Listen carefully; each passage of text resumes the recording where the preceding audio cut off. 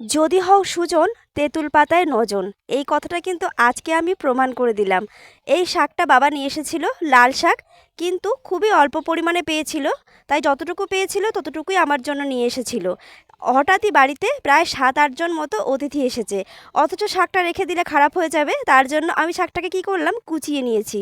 কুচিয়ে নেওয়ার পর তার মধ্যে আমি দিয়ে নিয়েছি লবণ, হলুদ, কিছুটা কালো জিরে, 1.5 চামচের মতো বেসন, 2 চামচ মতো পোস্ত দিয়ে খুব ভালোভাবে মেখে নিয়েছি। একটু গোলমরিচের গুঁড়ো দিয়েছি ঝালের জন্য।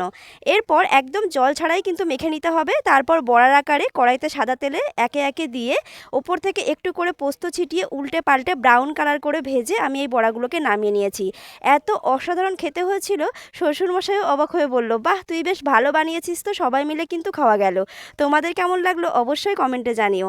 আর এভাবে বুদ্ধি খাটিয়ে তোমরাও বাড়িতে কিন্তু একবার বানিয়ে দেখতে পারো, খেতে অসাধারণ লেগেছিল।